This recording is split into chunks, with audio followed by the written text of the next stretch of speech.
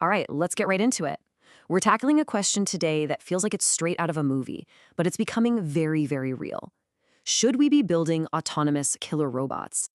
And really, this is the question at the very heart of it all. It's not just about tech or military strategy, it's about something much more fundamental. Should we, as people, ever hand over the power of life and death, to a piece of software? So here's how we're going to break this down. First, we'll define what we're actually talking about.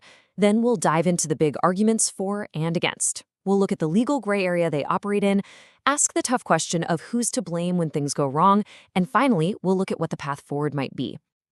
Okay, first things first. Before we can really get into the debate, we need to be on the same page. What exactly is a killer robot? The official term you'll hear is Autonomous Weapons Systems, or AWS. And the phrase you really need to log onto here is without direct human control.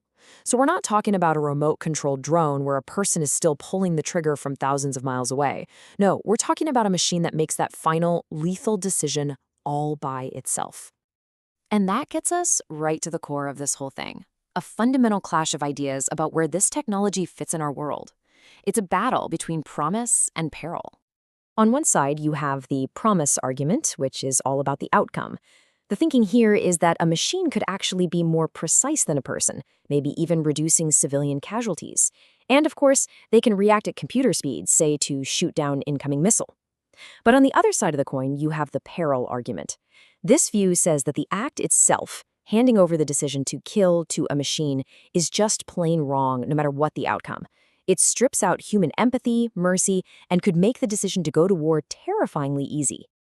So someone on the promise side, like roboticist Ronald Arkin, talks about this idea of an ethical governor. Imagine a program that forces a machine to follow the rules of war to the letter. Unlike a human soldier who might be scared or stressed or acting out of revenge, the machine would be cold, logical, and bound by its code. You could argue that makes it a more ethical soldier on the battlefield. But the counter-argument is incredibly powerful and it's deeply human. Groups like the Campaign to Stop Killer Robots say that taking a life requires a moral understanding of what you're doing. A machine, no matter how smart it is, doesn't have consciousness. It has no idea what suffering is. And that's the point, right? This is a responsibility that, they argue, you can just never, ever delegate. So you can see how this moral fight spills right over into a legal one.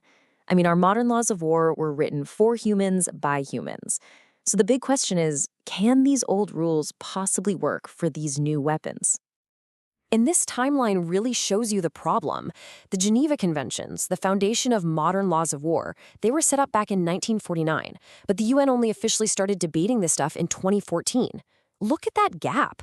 That's 65 years. Technology is moving at light speed, and international law is trying to play catch up, but it is way, way behind.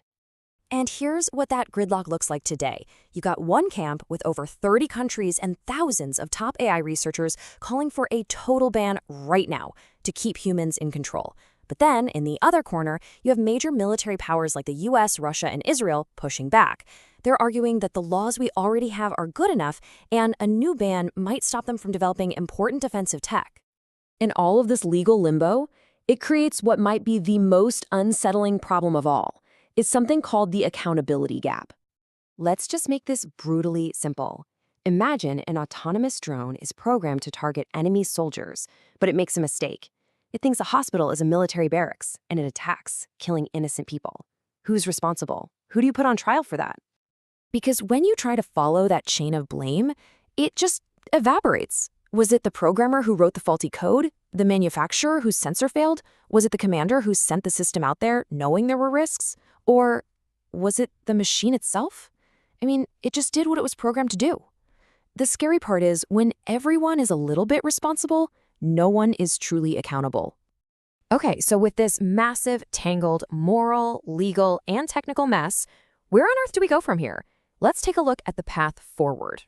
Well, it's not like the experts have it all figured out either. They are completely split. On one end of the spectrum, you have people like Elon Musk and the late Stephen Hawking who called for a total ban. In the middle, you have academics suggesting, okay, maybe we can regulate its use in very specific situations. And then on the other end, you have groups who favor cautious development. There is no easy answer here.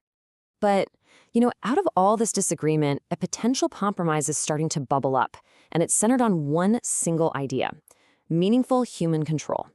This phrase is becoming the focus for a lot of diplomats because it's flexible, but it still tries to solve that core problem of responsibility. So, what does that actually look like in the real world? Well, it could mean a human has to literally sign off on every single lethal action. Or maybe it means a human is always on the loop, ready to jump in and veto the machine's decision at any second. The key principle, the one everyone is trying to nail down, is that at the end of that broken chain of blame we saw, there is always a specific person who is legally and morally on the hook for what that weapon does.